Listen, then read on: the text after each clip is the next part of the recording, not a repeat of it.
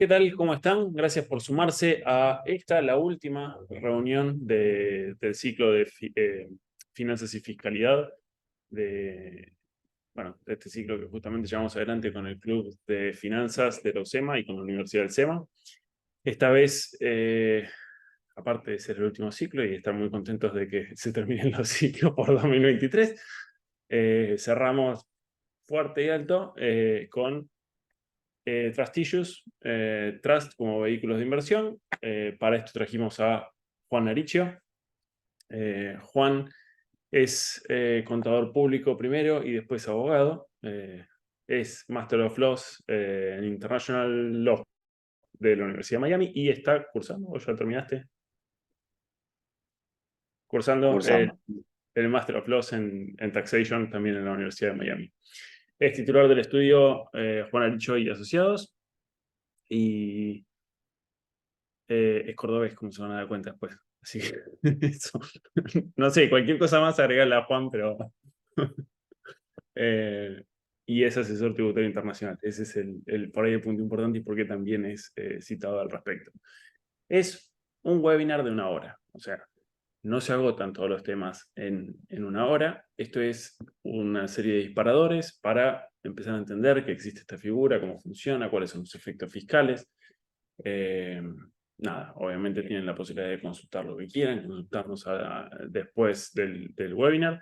Y por supuesto tienen los programas que se dan durante todo el año en materia de tributación internacional y planificación patrimonial y planificación fiscal que dicta la UCEMA durante todo el año. Uno a cargo de Martín Litvak, el otro planificación eh, cambiamos el nombre este año, perdón, Tributación Internacional Corporativa, que es planificación empresaria, a cargo mío. Eh, Así que bueno, nada, tengan presente esta idea de que todo lo que veamos ahora son principalmente disparadores por una cuestión de tiempo. En cuanto a preguntas, levanten, o sea, pongan el cosito para levantar la mano y les damos pie para que puedan hacer la consulta.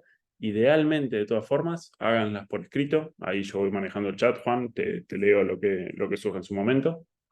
Eh, y creería que no tengo nada más por decir. Así que bueno, de vuelta, gracias a todos. Gracias, Juan, también por el tiempo y por la presentación. Y te dejo para que puedas arrancar.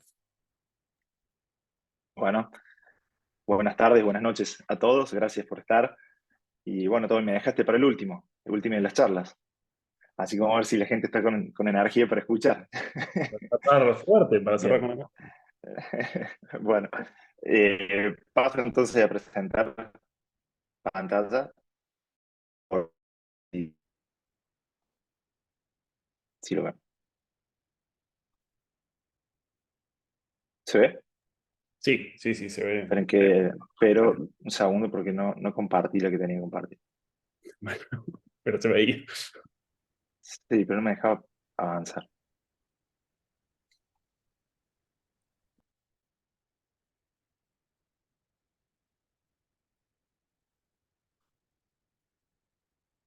Ahora sí. ¿Se ve bien? Sí, ¿no es cierto? Sí, sí. Bien.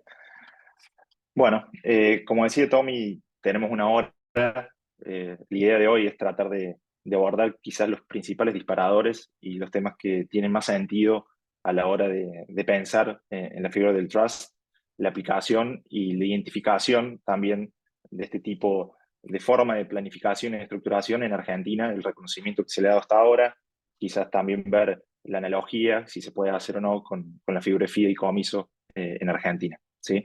Entonces, primero que nada, como suelo hacerlo, tanto la información contenida en el presente de exposición y también la disertación de lo que yo voy a decir tiene carácter meramente educativo e informativo. El contenido no pretende ser y no debe ser entenderse ni interpretarse como un asesoramiento fiscal ni legal.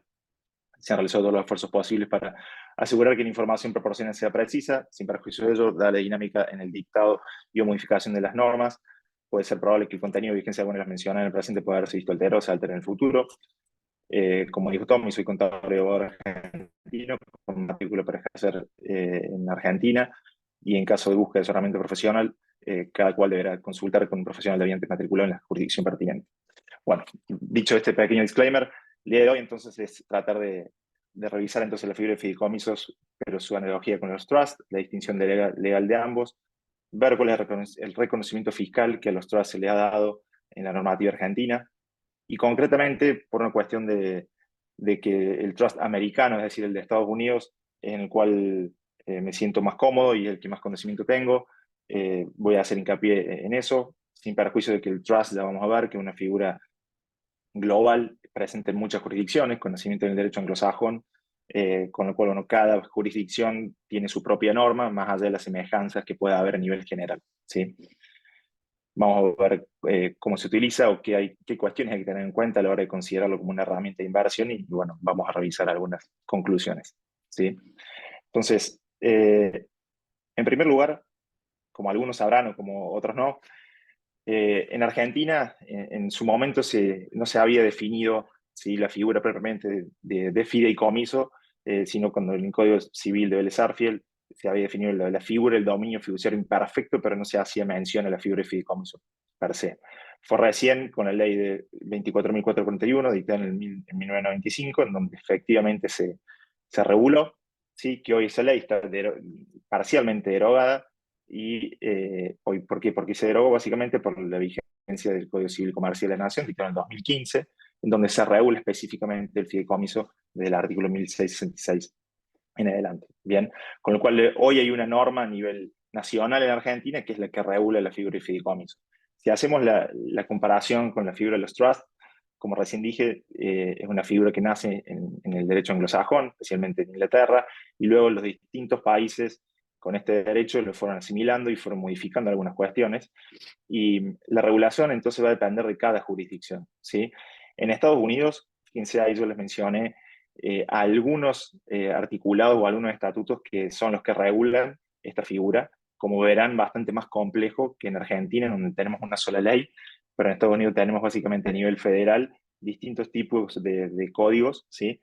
Y además, cada estado, cada uno de los 50 estados y el Distrito de Columbia en Estados Unidos, tienen algunas semejanzas o se han ayornado a la normativa federal, pero en algunos casos le han hecho algunas modificaciones, con lo cual realmente tiene su complejidad y bueno, hay que tener en cuenta esto, ¿sí?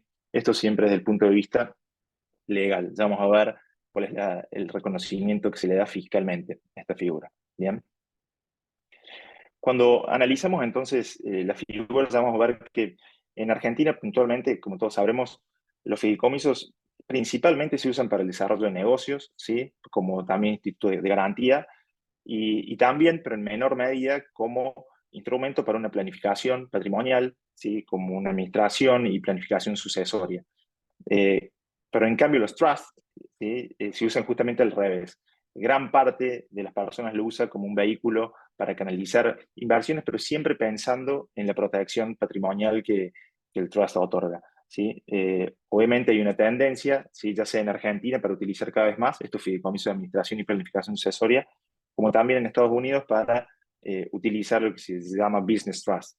Vamos a ver también que hay un tema nuevo en Estados Unidos que está vigente a partir del año que viene, que es el CTA o el Corporate Transparency Act, en donde hay dudas sobre si los fideicomisos, no los fideicomisos, perdón, sino los trusts van a estar dentro de este nuevo reporte de beneficiarios finales que va a estar vigente en Estados Unidos. Y justamente hay una línea, o en base a las conclusiones de la interpretación que se hace de la norma, los business trusts ya vamos a ver que estarían fuera del Corporate Transparency Act, con lo cual le otorgaría una especie de beneficio por una cuestión que no estaría sujeto a reporte de quiénes son los beneficiarios finales. ¿Sí? Cuando hacemos también la analogía entre una y otra figura y vemos las partes, ¿sí?, ya vamos a ver que el fiduciante en el trust se dice settlor y está vigente en ambas figuras. Al fiduciario se le va a decir trustee, al beneficiario se le dice beneficiary. Luego la figura del fideicomisario, presente en la normativa argentina, está expresamente dicha en el trust. La figura del protector, que también es una figura que existe en el trust, pero no en el fideicomiso, que básicamente es una persona asignada para que tenga cierto control sobre el trustee. No es una figura que esté regulada en la norma argentina, pero sí en el trust, y esto fue un tema de debate cuando fue el famoso caso, si no es el más famoso que hemos tenido en Argentina, que es el fallo de Arnequian, en donde estaba la figura del protector, y fue uno de los puntos que levantó la norma luego. Y también otra figura que no existe a nivel local, pero sí a nivel del trust, es la figura del financial advisor. Básicamente, sacando estos tres casos, ¿sí? Los principales, que es el fiduciante, fiduciario, beneficiario y un fideicomiso, están identificados en la figura del trust, ¿sí? Un tema que por ahí siempre es órgano de consulta es si pueden conseguir los roles. ¿Sí? Sabemos que a nivel local, es decir, en Argentina, el fiduciante no puede ser fiduciario y el fiduciario no puede ser fideicomisario. Esas son las dos únicas cuestiones que no se pueden, que no pueden coincidir. Bien, hace un tiempo, ahora 3, 4 años, la Universidad Austral había sacado, en realidad para acceder a una maestría en Derecho Empresario, había hecho un concurso de que, bueno, que había que plantear algún tema que sea un gris normativo, y tuve la suerte de ganar ese concurso presentando un paper vinculado a la coincidencia del rol del fiduciario con el beneficiario y el conflicto de intereses que eso acarrearía, ¿sí? Porque hasta el dictado del Código Civil y Comercial había un gris sobre si el fiduciario en Argentina podía ser beneficiario, a pesar que la gran parte consideraba que sí. Bueno, después se vino a zanjar ese tema cuando efectivamente fue dispuesto de que podía ser el fiduciario también beneficiario. Hoy el código en el artículo 1673 o 1674 dice que sí puede serlo, pero en caso de conflicto de intereses, el fiduciario tiene que velar por los intereses del resto de los beneficiarios. Entonces, bueno, ahí estuvo el planteo de que en realidad es muy subjetivo el análisis y cuándo va a haber un conflicto de intereses, quién va a ser el que va a determinar ese conflicto de intereses y lo difícil que sería probarlo, ¿no?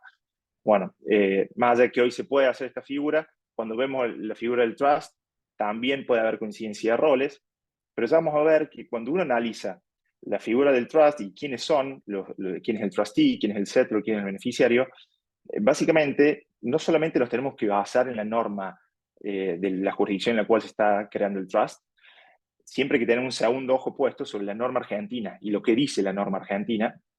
¿Por qué? Porque básicamente vamos a ver que para que tenga eficiencia fiscal en Argentina, un trust del extranjero, hay ciertos roles que no pueden coincidir en la misma persona, a pesar de que legalmente se puede hacer, ¿sí? Pero la norma argentina ya se ha dispuesto, entonces ha definido de que, ya lo vamos a ver, que básicamente si queremos tener eficiencia fiscal, el fiduciante o el settlor no puede ser beneficiario, ¿sí? Bueno, entonces, si hacemos la consulta, nos preguntamos si puede considerarse análogos desde el punto de vista legal ambas figuras, a grandes rasgos se puede considerar que hay ciertas similitudes, ¿sí?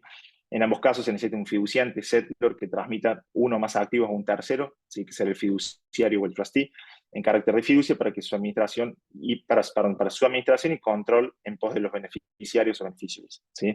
El control y manejo de la propiedad fiduciaria debe recaer sobre el trustee o fiduciario. Hay coincidencia de las principales partes, como dijimos recién, y también existe esta propiedad fiduciaria. Si nos vamos ya a lo que es el análisis fiscal propiamente dicho, ¿sí? En primer lugar, hay un fallo del 2005 en donde Argentina, básicamente, a través de la Cámara Nacional de lo Civil, ¿sí? Dice que el fideicomiso, ¿sí? No es una institución extraña, en este caso era un trust que se había constituido en Inglaterra, era un argentino que había constituido un trust en Inglaterra, con bienes en Inglaterra, y había dejado como beneficiarios a no todos sus hijos, aparte de sus hijos, afectando las legítimas básicamente del resto de los hijos, del resto de los herederos, con lo cual obviamente se aplicó la norma del trust en la jurisdicción que era Inglaterra, pero cuando hubo un tema de que el resto de los herederos que vieron perjudicada su legítima, inician sus acciones de compensación y colación en Argentina. Básicamente lo que dijo la justicia fue que el fideicomiso, y ya lo nombra el fideicomiso, pero en realidad era un trust, entonces ahí está el reconocimiento, sé que no es una institución extraña, y por eso sus efectos extraterritoriales son aplicables en Argentina. Eso tiene sentido, entonces fue uno de los primeros reconocimientos que hubo sobre la figura del trust en el extranjero, ¿sí? Y luego, cuando vemos ya 100% el tema fiscal, el artículo 130 de Ley de Impuesto a las Ganancias lo menciona, ¿sí? Efectivamente lo identifica, y en su inciso D, este artículo concretamente habla de lo que es la transparencia fiscal internacional y cómo deben atribuirse los ingresos a distintas estructuras del extranjero, pero lo repaso por las dudas, eventualmente la mayoría lo sabrá, pero las ganancias obtenidas, ¿sí? Dice el código, este artículo, por un trust, ¿sí? Constituido, ¿sí? Domiciliado, ubicado en el exterior, se imputarán por el sujeto residente que los controle, ¿sí? Entonces, tiene importancia tratar de definir qué significa control, ¿bien? Entonces, el control, dice la norma, que se va a definir en base a las evidencias que existan, ¿sí?, sobre el poder de decisión y la administración que se tenga sobre los activos. Entonces se dice que, fíjense que cuando se trata de trust, fideicomisos o fundaciones revocables, ¿sí?, se va a considerar que quien ejerce el control es quien ha constituido el fideicomiso, ¿sí?, o el trust. Cuando el sujeto constituyente sea también el beneficiario, es decir, que el fiduciante sea igual al beneficiario, también se va a considerar de que hay transparencia y quien el settlor del trust va a ser en donde van a recaer y quién va a ser el sujeto pasivo de los impuestos, ¿sí?, y que se van a tener que declarar en su cabeza en Argentina. Y a su vez también cuando ese sujeto tenga el poder de decisión en forma directa o indirecta para invertir o desinvertir en los activos, y la norma también dice etcétera, con lo cual este es uno de los criterios más amplios, ¿sí?, y es una cuestión de prueba para decir, bueno, quién efectivamente tenía el control. Es decir, quizás es un fideicomiso que en los papeles parece irrevocable, en donde el settlor no es el beneficiario, pero cuando vamos a ver quién tiene el poder de decisión, quién es el que justamente ejecuta las distintas inversiones o lo que se tenga que hacer, lo que se ha decidido hacer con los activos que están bajo el fideicomiso, si se prueba de que sigue siendo el settlor o alguna persona llegada al settlor que responde al settlor, ¿sí?, se va a considerar entonces de que hay transparencia, con lo cual los efectos, los ingresos que se generan a través del trust van a tener que ser declarados en carácter de settlor y a su vez también va a tener que pagar bienes personales. Bien. Con lo cual, si tenemos que tratar de buscar cuáles son los requisitos que tenemos que tratar de cumplir para que un trust en el extranjero sea eficiente, ya sabiendo que hay un reconocimiento desde el punto de vista legal y también que ya la norma fiscal se ha dispuesto y ha determinado cómo hay que tratarlos, básicamente, en resumen, tenemos que establecer que el trust tiene que ser irrevocable, ya vamos a ver de qué se trata, ¿sí? Tiene que ser diferente el settlor con el beneficiario, tiene que haber independencia del trustee, ¿sí?, y a su vez tiene que haber discrecionalidad. Estos 4 puntos son, les diría, los principales y los que va a buscar el fisco argentino en caso de querer impugnar o en caso de querer ejercer la transparencia de un trust constituido en el extranjero, ¿sí? Los principales beneficios fiscales cuando efectivamente la figura es eficiente, fiscalmente hablando, ¿sí?, es que a nivel bienes personales, el settlor no deberá pagar bienes personales, ¿sí?, por los activos aportados al trust. Eso ya está dispuesto en la Dirección de Seguridad Legal en la nota 1148 del año 2002, también en el fallo Ornequian, ¿sí? Y eso los beneficiarios no deberán tributar hasta que efectivamente reciban los activos o hasta que efectivamente haya una distribución, ¿sí? Hasta tanto es una mera expectativa, con lo cual no genera ningún nacimiento de hecho imponible, y eso también ya está determinado por el fisco en una dirección de seguridad técnica en el dictamen 9 del 2003, ¿sí? Acá un poco también les pongo la información de todos estos dictámenes y resoluciones, a los fines que luego cada uno los pueda consultar o eventualmente nos consultan después, ¿sí?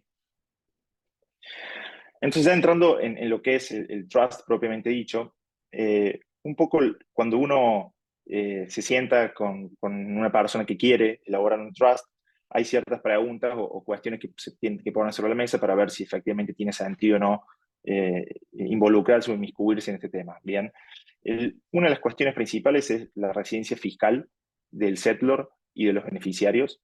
¿Por qué? Porque básicamente vamos a entender en base a su residencia cuál es el carácter que le otorga la norma donde está constituida esa persona, ¿sí?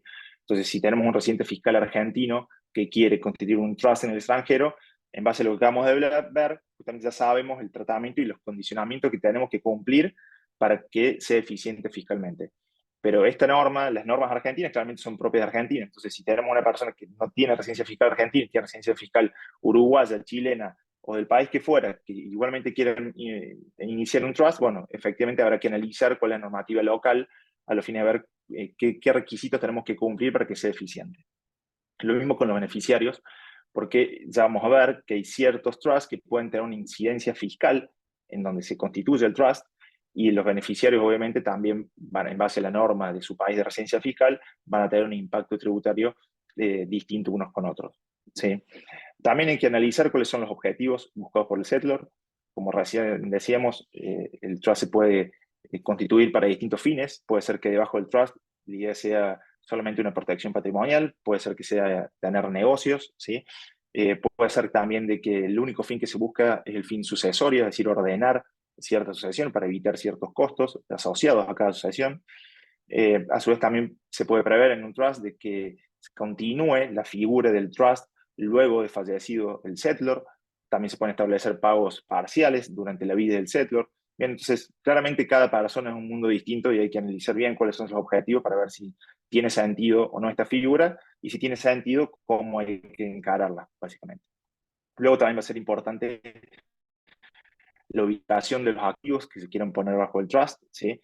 En un trust se pueden poner activos que estén dentro, reitero que siempre esto lo estamos hablando, estoy hablando desde la óptica de Estados Unidos, pero que los trusts están regulados en la mayoría de las jurisdicciones offshore, ¿sí? Que ustedes conocerán, pero más que offshore también del derecho anglosajón, ¿sí?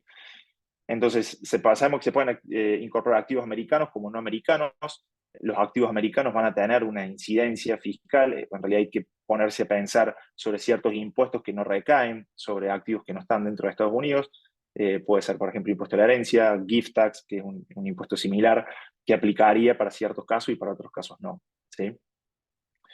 Y luego, ¿sí? Los últimos dos puntos, el 4 y el 5, son la jurisdicción aplicable al trust, es decir, básicamente quién va a tener la autoridad primaria para poder evaluar o para poder juzgar el contrato, ¿sí? Y a su vez, quién va a ejercer el control sobre el trust. Bien, nos vamos a ver quién tiene que ser para que tenga eficiencia fiscal desde el punto de vista americano. Si tenemos que hacer una clasificación general, hay un asterisco porque la realidad es que también pasa en Argentina que la figura del fideicomiso hoy se puede analizar de distintos aspectos y se puede atribuir a distintos tipos de negocio y distintos tipos realmente de contratos y sujeto bastante a la voluntad de las partes.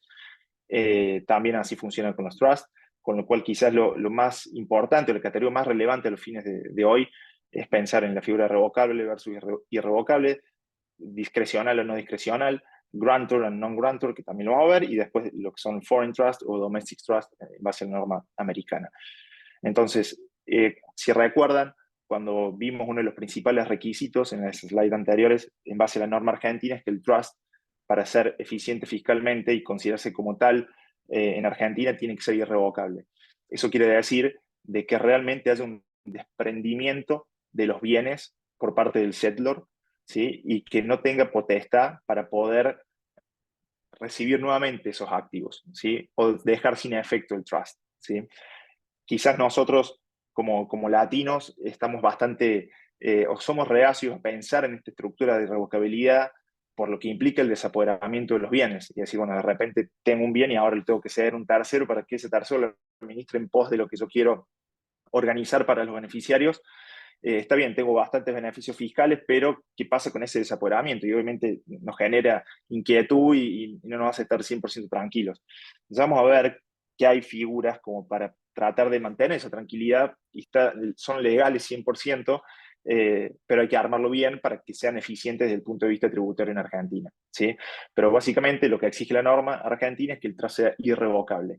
¿Cómo se prueba eso? Bueno, en primer lugar, en el contrato, ¿sí? Tiene que estar establecida una cláusula de manera expresa. No es que la norma diga que tiene que decir, pero es obviamente aconsejable que mientras más elementos pueda uno probar a la hora de tener que defender la figura de un trust, si no está en el contrato de manera expresa, y después hay que probarlo también con cómo se maneja en el día a día el trust, pero si está expresamente, claramente ayuda.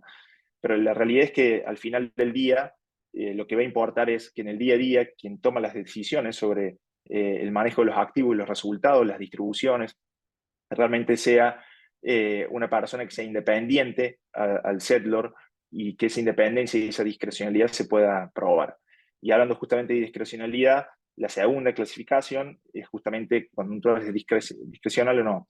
La discrecionalidad tiene que ver con que el trustee tenga facultades suficientes para poder decidir qué hacer con los activos, que no tenga que depender de lo que diga o no diga el settlor. En realidad, obviamente, el settlor ya lo dejó manifestado en el contrato. El trustee va a realmente seguir el mandato que se le otorgó o que le otorgó el settlor. Bien, pero en el día a día, cuando hay activos que son dinámicos, ¿sí? Esos resultados, el trustee tiene que tener independencia en base a las normas que le impuso el settlor, ¿se entiende? El settlor ya dejó establecido cómo quiere que se manejen sus activos. Bien, pero el trustee tiene que tener independencia para eso, ¿sí? No puede realmente tener que depender o tener que llamar al settlor para recibir, para hacer una distribución, para comprar o vender un activo. Si existe esa comunicación claramente y que el fisco la pueda aprobar, se rompe esta justamente la eficiencia que estamos hablando. Bien, y luego las dos últimas clasificaciones que son las que ya dejamos de pensar cuál es la figura más eficiente desde el lado argentino y pasamos a pensar, bueno, cómo tenemos que constituir un trust en Estados Unidos para que sea eficiente ya desde el punto de vista fiscal americano y no desde el punto de vista fiscal argentino. Yo creo que en base a lo que hemos hablado, para que sea eficiente fiscalmente ya sabemos y está claro lo que tenemos que cumplir. Ahora, cuando empezamos a armar el documento y estamos bajo jurisdicción o lo tenemos activo en Estados Unidos y lo queremos hacer valer en Estados Unidos, bueno, ¿qué tenemos que tener en cuenta básicamente? Y son estas dos últimas clasificaciones, ¿sí? Donde vamos a ver de qué se trata grantor, non-grantor trust y a los fines americanos, cuando hay un foreign trust y cuando hay un domestic trust, ¿bien? Esta quizás de toda la charla es la parte más compleja. Traté de ser lo más pragmático posible y también para aquellos que les interese, me tomé el trabajo de poner todas lo que son las regulaciones del Código Tributario Americano para que puedan encontrar en esas regulaciones todo lo que voy a ir diciendo, ¿sí? Igualmente reitero, cualquier duda la podemos ver después, ¿sí? Pero en definitiva, cuando hablamos de un grantor trust, ¿sí? ¿Qué quiere decir? Habitualmente se lo suele relacionar con la figura de un trust revocable, ¿sí? Pero ahora lo que estamos hablando es desde un punto de vista fiscal 100%. Con lo cual, en este caso, el settlor, ¿sí? Va a ser considerado como que sigue siendo dueño de los activos aportados al trust, y no solamente dueño de los activos, sino también obviamente dueño de todos los ingresos que se hayan generado y que se generen en el futuro por los activos que están bajo el trust. Entonces, de esa manera, el settlor es el obligado o el sujeto pasivo fiscalmente en Estados Unidos por los ingresos que correspondan, ¿sí? Y por los impuestos que correspondan pagar, siempre y cuando esos ingresos correspondan que se paguen en base al carácter fiscal del settlor en Estados Unidos. ¿Sí? Entonces, es por eso que se habla de que es transparente fiscalmente a los fines de US Income Tax. ¿Bien? Entonces, básicamente, ¿cómo funciona en la práctica?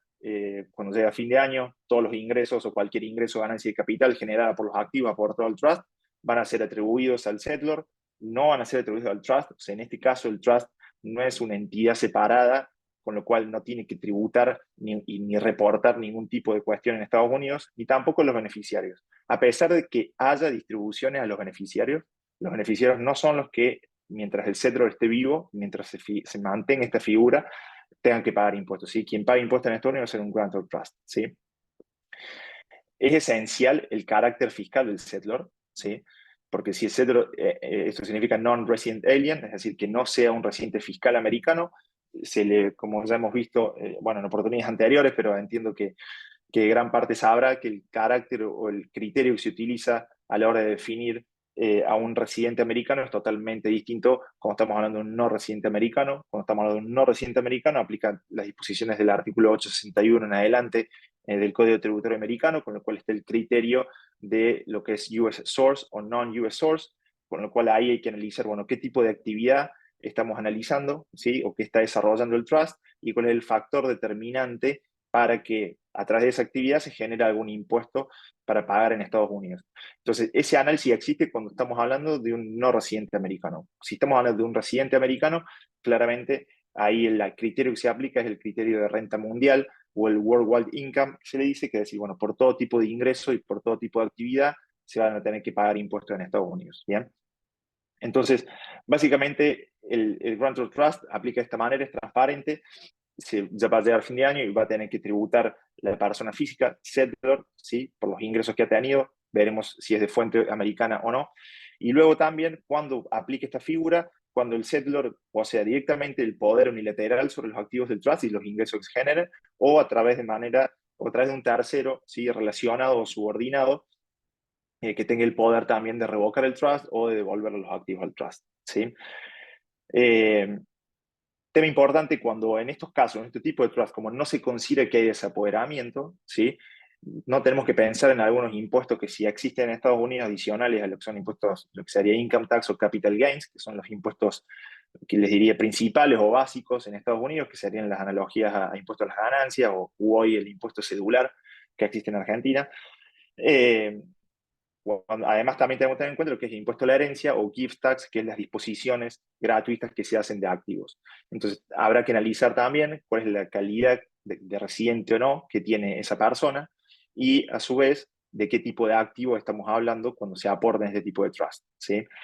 Cuando estamos hablando de grantor trust, como no hay un desapoderamiento, ¿sí?, de los activos, vamos a ver que cualquier activo que se ponga bajo el trust no está sujeto a gift tax, porque a pesar de que hay una disposición, pero sigue siendo responsable el mismo settlor, con lo cual se considera que los fines fiscales de ese activo sigue siendo de él y no se lo regaló a nadie, básicamente. ¿Bien?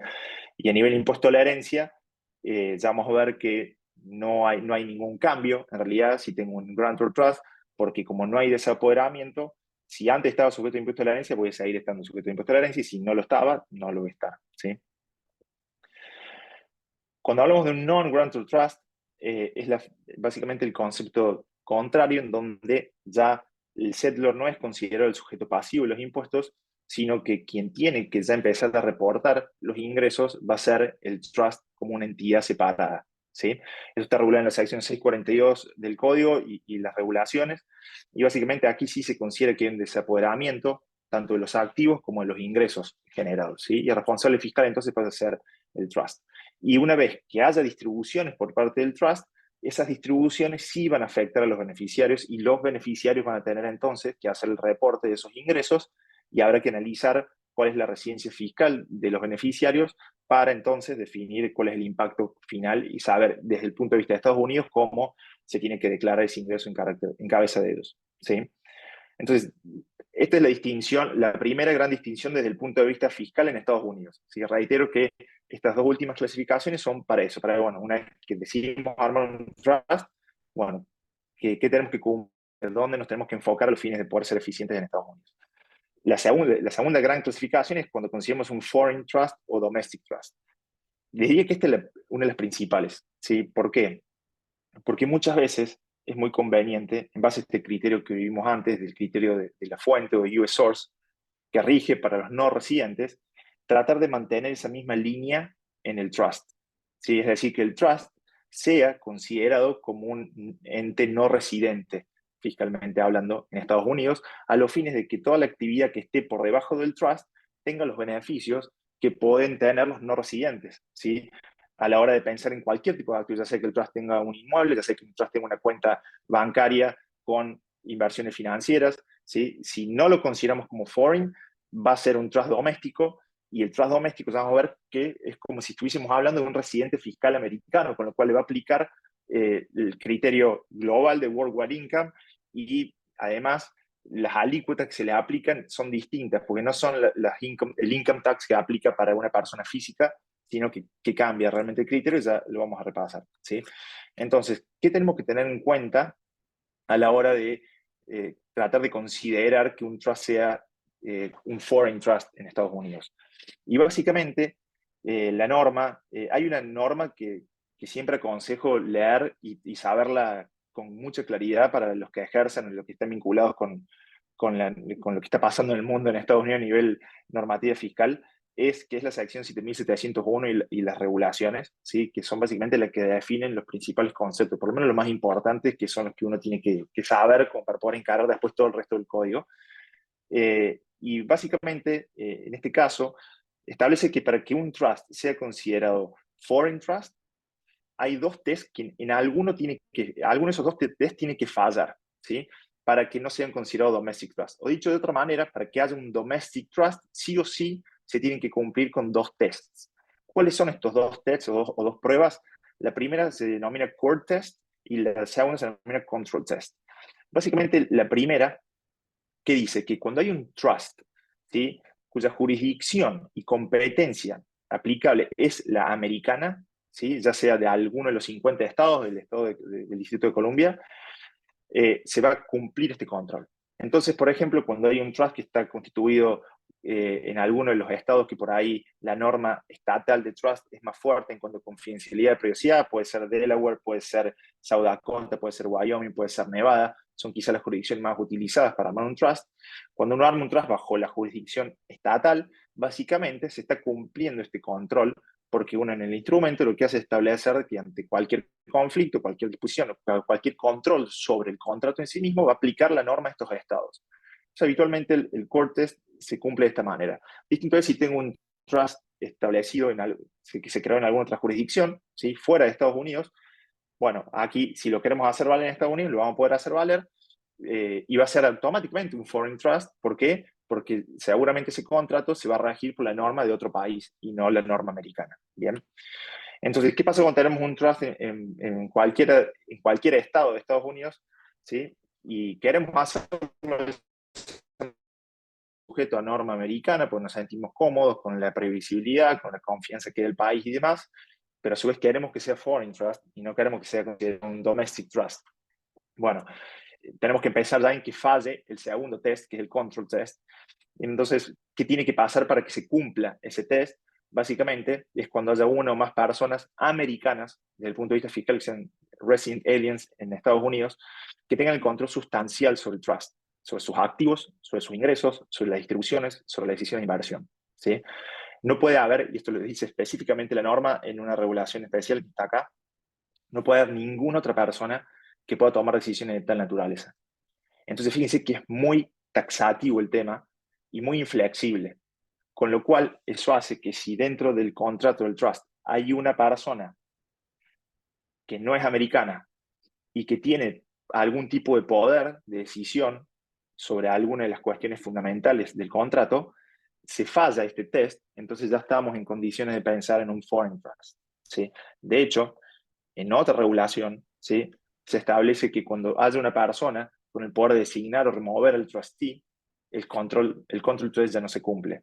Este suele ser, por ejemplo, la figura del protector, que en la práctica puede ser una persona que no sea americana, ¿sí? Que sea una persona de confianza del settlor, en donde esa persona sea la que pueda no solamente asignar o remover al trustee, sino que también pueda tomar algún tipo de decisiones sobre alguna distribución, sobre alguna decisión de inversión. Para eso también existe la figura del financial advisor, que era si recuerdan cuando vimos las partes, la quinta era la figura del financial advisor, que suele ser utilizada también para que esa persona sea la que está facultada y tiene el conocimiento real, quizás hasta es profesional en el tema, y que en definitiva que tenga ese tipo de decisiones hace que el control ya esté bifurcado y no solamente recaiga sobre el trustee, que puede ser que el trustee sea americano, pero cuando hay un director, ya sea un financial advisor, un protector, que sea de confianza entonces del settlor, en esos casos no se cumple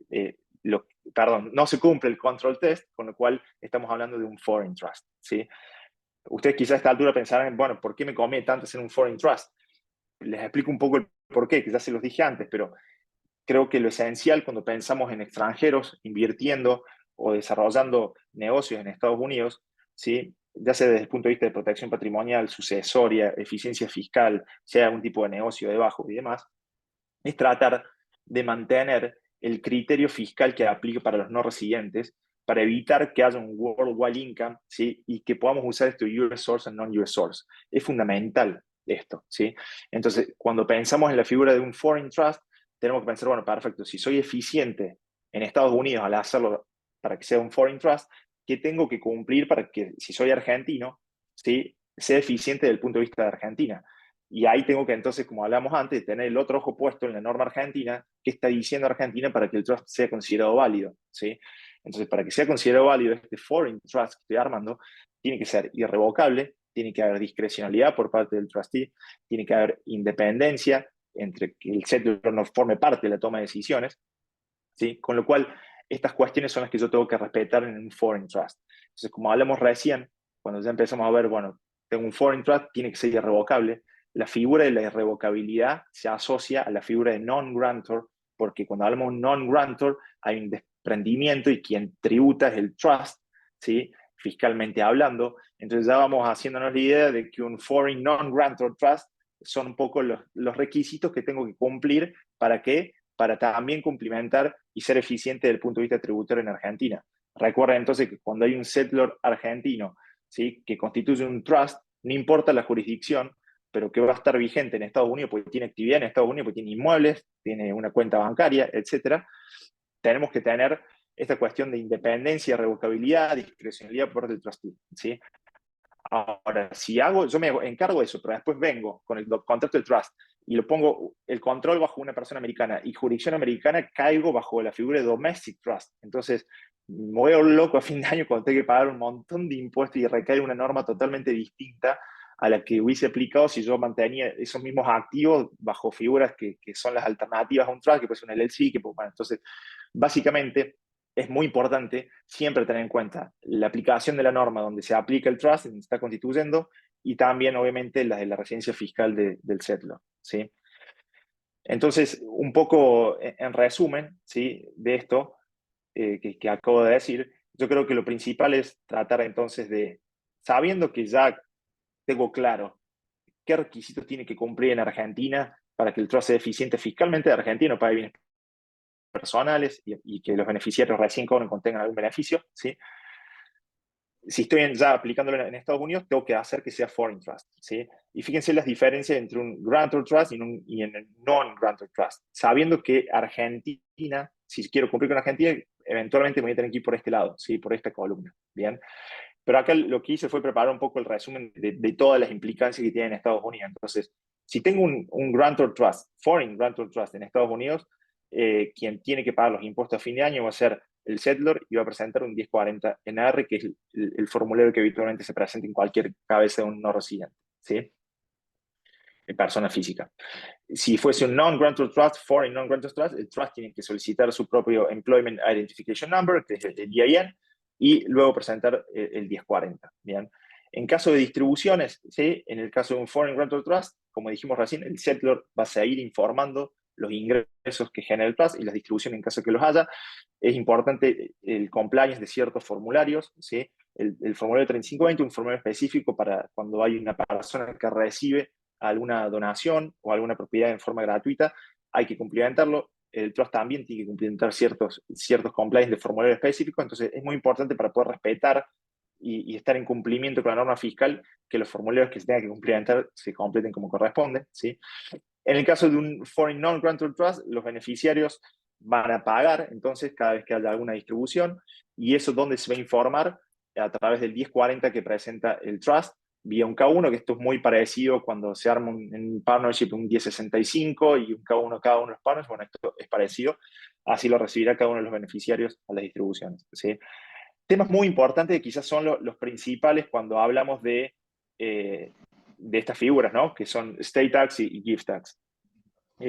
Como dijimos recién, cuando estamos hablando de un foreign grantor trust, no estamos pensando en que que va a servir para la protección de state tax por el hecho de que no hay, no hay un desapoderamiento de los activos, ¿sí? Con lo cual va a seguir manteniéndose, si están sujetos a impuesto de herencia, van a seguir sujetos a impuesto de herencia.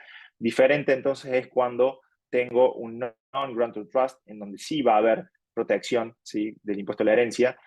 Tenemos que tener en cuenta aquí que como contrapartida, entre comillas, hay que analizar si la persona que es el settlor ya tiene activos americanos antes. Podemos pensar, por ejemplo, en cualquier persona que tenga hoy un LLC con inmuebles, ¿sí? Y que, bueno, yo hoy quiero hacer un trust. ¿Y por qué? Porque quiero estar sujeto a normativa americana, quiero tener el tema sucesorio resuelto o lo más resuelto posible. Esas disposiciones que se hagan desde esa persona titular de LLCs a un trust, ¿sí? Que sea un trust irrevocable, non-grantor, hay que tener cuidado porque como van a ser activos que van a estar sujetos, seguramente son in situ americanos, esa transferencia puede estar sujeta a gift tax, ¿sí? Son transferencias gratuitas, con lo cual ya sabemos, por ahí, bueno, no sé si todos lo saben en realidad, pero tanto state tax como gift tax es un impuesto que se aplica sobre la transferencia de activos, ¿sí? En donde state tax es al momento de la muerte del titular, va a depender a grandes rasgos cuál es la ubicación de los activos, básicamente. Si hablamos de activos de real estate, si están ubicados en Estados Unidos, al momento del fallecimiento, esa es la evaluación de los mismos, y sobre eso cae un intervalo de alícuotas que va del 18 al 40%, llega bastante rápido, el 40%, arriba de $1 millón, ya llegamos a esa alícuota, y los no residentes americanos tienen un mínimo, llamémosle mínimo no imponible, de $60.000, que no se viene actualizando hace bastante tiempo, ¿sí? O sea, cualquier disposición que se pueda hacer, ¿sí? Mayor a $60.000 va a recaer entonces en esta tabla, que si fallece la persona, básicamente se aplica en ese momento ante la evaluación que tenga el inmueble en ese instante. Y si hay una disposición gratuita, va a ser gift tax, con lo cual eso sí se tiene que presentar un annual file return, que se va a tener que filear anualmente y se va a tener que informar que usa disposición de manera gratuita, aplica el mismo mínimo no imponible, con lo cual hoy $60.000 para los activos en extranjero no es demasiado dinero, con lo cual es muy fácil estar por encima, con lo cual cualquier disposición que haga una persona a un trust puede estar sujeta a gift tax, ¿sí? Es importante, por eso lo marco acá y está regulado también en el Código Tributario Americano, el concepto de domicilio, porque para saber si estamos hablando de una persona residente o no, a los fines de estate tax, que sería impuesto a la herencia, tenemos que pensar en cuál es la intención de residencia permanente, independientemente de dónde tenga la residencia real esa persona.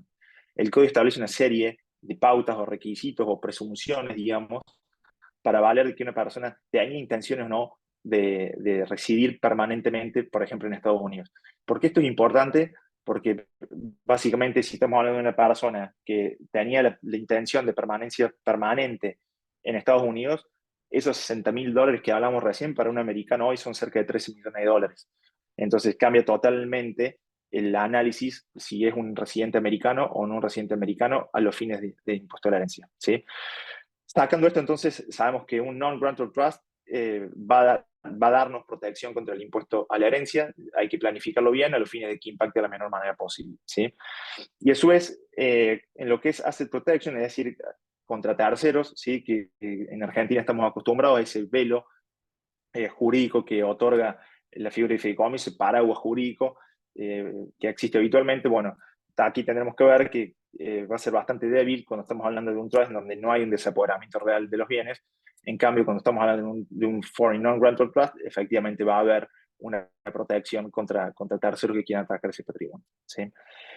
En el caso de los domestic trust que hablamos recién, en caso que se cumplan los dos tests y que sea considerado un trust local, bueno, en ese caso, como dije antes, se va a considerar que estamos hablando va a estar sujeto al Worldwide Income y va a depender si es grantor o no grantor, cómo va a tener que hacerse la declaración. En caso de ser non-grantor, el trust en sí mismo también gestiona su IAN, presenta un formulario que es el 1041, y como hablaba recién, aquí ya las alícuotas que se aplican para este tipo de trust son, sí, del 10 al 37, que son las mismas que se aplican para los individuals en Estados Unidos, pero cambian los intervalos, con lo cual se llega bastante rápido al 37%, ¿sí? Mucho, mucho más rápido que cuando estamos hablando de individuos, ¿sí? No recuerdo el monto exacto, pero entre 16 y $18.000 ya está hablando del 37, es totalmente distinto cuando estamos hablando de personas físicas. Y también aplican otro tipo de distribuciones y hay que analizar cuando estamos hablando de ingresos que están acumulados, ¿sí? Hay una serie de normas que hablan de lo que es throwback tax. Bueno, quizá eso me parece que a los fines del presente no es lo más relevante. Yo creo que en base a lo que hemos hablado y por el tiempo, para tratar de aprovechar el poquito tiempo que queda para las consultas, la conclusión sería que siempre cuando se piense en estructurar un trust, tiene que pensarse que sea eficiente desde el punto de vista de Argentina y que también sea eficiente desde el punto de vista americano. Y para un extranjero que tenga activos en Estados Unidos y que tenga actividad de la que fuera y que desea encuadrarlo bajo una figura del trust, lo importante es tratar de mantener la figura que justamente tenemos los no residentes, que es la US Source o Non-US Source, ¿sí? Por eso hay que pensar en un Foreign Trust, ¿bien? Y para que tenga validez en Argentina va a tener que ser un Non-Grantor Trust, un trust irrevocable, a los fines de que sea eficiente en ambos países, ¿sí? Esto es una cuestión que siempre logro ver cuando no somos residentes. En caso de un foreign trust, esta primera parte no hay que verla porque esto es para personas individuales, pero una vez que definimos que estamos hablando de un foreign trust, cuando aplicamos el US Source, tenemos que primero analizar el carácter y el factor determinante de la fuente, analizar luego si hay un US Trade of Business, En base a eso veremos si la norma establece que se tiene que grabar la renta bruta o la renta neta, el famoso FDAP, o directamente si hay ECI, y luego analizar si hay un convenio de doble imposición. En el caso de Argentina no existe, pero tanto Argentina prevé que cuando hay pago de impuestos análogos, en este caso de Estados Unidos, eventualmente se va a poder tomar a cuenta ese pago que se haya hecho en el extranjero, con lo cual tiene sentido saber de eso para saber que no hay una doble imposición, ¿sí? Y este último cuadro es un cuadro bastante conocido, en donde por cada tipo de actividad el código establece cuál es el factor determinante de la fuente para grabar los ingresos y en base a eso saber si tenemos que pagar o no. Así que bueno, esto es lo que hay que tener en cuenta cuando estamos hablando de un foreign trust, mantener ese criterio cuando estamos hablando de no residentes, ¿sí? Así que bueno, espero que no los haya agotado mentalmente. Traté de acelerar como para tratar de llegar en el tiempo. Les agradezco y bueno, ahora quedo sujeto a cualquier duda o consulta que tengan. Bien, gracias Juan. Lo primero, porque ya lo preguntaron y ya lo respondí en nombre tuyo, así que espero haber respondido bien, es para poder obtener una copia de la presentación, les dije que cualquier cosa te escriban por mail. Espero que sea el caso, si no es Sí, eso que... eso. Sí, siempre les digo lo mismo, que es el problema que me escriban. Siempre suelo agregar también, si les parece, la bibliografía que por lo menos a mí me resulta bastante útil para esto, para el que le interese profundizar de manera más profesional, digamos, en esto hay un montón de bibliografía, más allá de lo que obviamente son las regulaciones propias, pero hay mucha doctrina, la mayoría en inglés, pero que tiene sentido que por ahí se las diga así, le pueden chocar un poco. Bien. Después, Juan Quitegui, otro Juan, pregunta, ¿cuál será el BO, el Beneficial Owner, que no me está saliendo en español, de un trust a informar en Beneficial Ownership Information Reporting de FinCEN? ¿De FinCEN o de CTA sería? Está bien. Ahí, bueno, la norma, buena pregunta, Juan. Y no me olvidé de comentar justamente lo que establece el CTA. El CTA, que básicamente es algo que nos debemos empezar a ocupar a partir del 2024, establece de que cualquier entidad creada en alguna Secretaría de Estado de alguno de los estados de Estados Unidos tiene que empezar a reportar cuáles son los beneficiarios finales, ¿sí? Los beneficiarios finales, a los fines de la norma, son los que tienen el 25% o más sobre sí, iba a decir la capacidad de voto, pero también es la capacidad tanto económica como de voto de cada entidad. Entonces, tenemos el 25% más de las acciones de una empresa, sea un LLC o una corporación. Como el LLC o la corporación se constituyen en algún estado, tenemos que informar el 25% más. O quien ejerce el control sustancial, si por ejemplo tenemos 5 personas que tengan el 20%, a priori no diría, che, no le informo, no te informa ningún beneficio final, la norma ya estableció de que sí, y que además, si es que ninguno de los socios tiene el control sustancial, siempre hay alguien que tiene que ejercer el control sustancial sobre una empresa. Cuando hablamos de trust, ¿sí? En primer lugar, el trust es un contrato y no es algo, no es una entidad que se inscribe en alguna secretaría de Estado, Juan. Entonces, hoy es un poco el key de la cuestión acá es analizar si el trust tiene alguna LLC debajo. Porque si el trust tiene alguna LLC debajo, ¿sí? Ahí ya claramente estamos hablando de que hay un LLC o una corporación. En definitiva, si hay una entidad creada en alguna Secretaría de Estado americano, esa entidad va a tener que declarar quiénes son los beneficiarios finales. Si vamos para arriba y nos encontramos con un trust, ahí lo que dice la norma es ver qué calidad tiene el beneficiario y cuál es la potestad que tiene para poder exigir el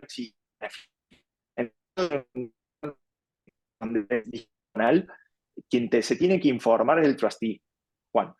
¿Sí? Entonces, ahí el trustee es el que va a quedar reportado como beneficiario final, porque en ese caso cumple la figura del que ejerce el control sustancial. ¿Se entiende?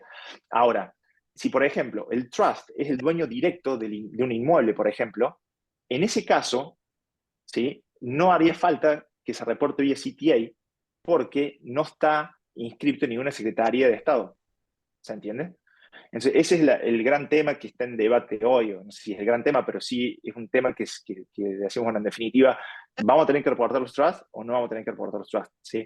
Yo creo que alguna modificación va a haber con relación a esto, porque si la idea es que el FinCEN tenga acceso a los beneficiarios finales de las entidades, bueno, vía trust uno podría hoy no directamente informar. Entonces yo creo que existen chances de que algo cambie y que efectivamente se terminen declarando los beneficiarios. Pero hoy, un poco, Juan, entonces, si uno tuviese que pensar es o el trustee o si los beneficiarios tienen discrecionalidad ellos para exigir los beneficiarios. Y no dice la norma ahí sobre el 25% más, habla de quien tenga la capacidad para poder exigir. Entonces yo creo que en ese caso habrá que analizar el contrato y ver a los beneficiarios, si hay más de uno, cuáles son sus capacidades dentro del trust y en base a eso definir si se reporta uno o más. No va a ser un tema fácil. Juan, sí, gracias. Ahí te decía, mi caso era justamente cuando tenías un TAS arriba y una LLC abajo, digamos. Entonces, digamos, ahí sí tenés que reportar y entendía que tendría que ser el trustee. Lo que pasa es que ahí como que estaría ocultando el verdadero beneficiario final de la LLC, que serían los beneficiarios. Pero como son Claro, potenciales, digamos, tampoco corresponde informarlo. Entonces, creo que habría que informar al trustee en principio. todo va a depender, Juan, de si el beneficio es un trust irrevocable y non-grantor, la respuesta sería que sí, que va al trustee. Pero si el beneficio, si uno lee el contrato y el beneficiario tiene algún derecho de exigir los beneficios, serían los ingresos que genera el trust y demás, ahí la norma dice que deberían informarse los beneficiarios. Con lo cual, claramente, si no se da esa situación y justamente hay una discrecionalidad del trust, el trustee va a ser el que va a quedar reportado. Con lo cual, hay una protección sobre los beneficiarios. Gracias, Juan.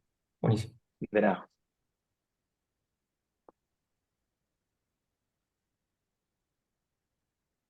Tommy, no sé si vos me querés decir alguna otra pregunta. Me he dado cuenta que tenía muteado el micrófono. Después, una consulta de Oscar. Dos personas argentinas con titulares de cuenta bancaria en Estados Unidos como persona física, ¿les conviene constituir un trust y cambiar el carácter de la cuenta? Bueno, a ver, todo va a depender de qué activos están bajo esa cuenta, ¿sí? Porque el trust lo que sirve, en grandes rasgos, es protección del impuesto a la herencia, ¿sí? Entonces, hay distintas formas. El trust lo que te permite, más allá de protección contra el impuesto a la herencia, es también diagramar un poco la sucesión. Entonces, si estamos hablando de dos personas físicas que tienen una cuenta bancaria en Estados Unidos, se puede hacer vía un trust o se puede hacer vía una cuenta, una compañía offshore que sea la titular, porque uno ahí ya sale del impuesto a la herencia en Estados Unidos. Entonces, quizá a nivel costo-beneficio, una estructura offshore titular de la cuenta bancaria tiene más sentido. Todo depende del monto invertido, también de los activos, porque quizás estamos hablando de que está invertido en títulos o acciones que no son de fuente americana, no hay ningún tipo de riesgo con relación al impuesto de la herencia. Entonces, quizás podés quedarte como estás, ¿sí? En cambio, si sí lo estás, o sea, si estás sujeto a impuesto a la herencia hoy, bueno, en definitiva, podrías pensar en una cuenta a nombre de una compañía offshore, de la cual sean los titulares los residentes fiscales argentinos o a través de un trust, ¿sí?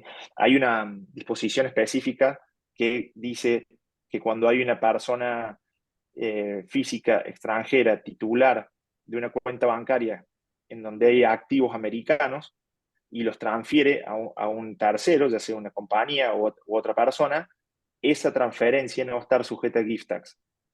Porque si no, uno pensaría, para tengo activos americanos, lo estoy transfiriendo, puedo estar sujeto a pagar porque hay una donación, por ejemplo. Bueno, hay una exención específica para cuando hay una persona residente no americana, ¿sí? Que tenga una cuenta bancaria, por ejemplo, con activos de cuentas americanas que los transfiere un tercero. Entonces, digo, si yo tengo la cuenta de título personal y decidí estructurarlo bajo una entidad offshore o bajo un trust, no hay ningún tipo de complicación con relación a gift tax, ¿sí? Se va a depender de que vos decidas en base a lo que te acabo de decir, quizás cuál es la mejor estructura. Y la última pregunta que tengo Sí, es si podés sí. aclarar el rol del financial advisor. Bien, el rol de financial advisor básicamente es una persona, un tercero, que tiene que tener independencia al settlor y que sea básicamente el que pueda llegar a tomar decisiones sobre qué hacer con los activos que estén bajo el trust.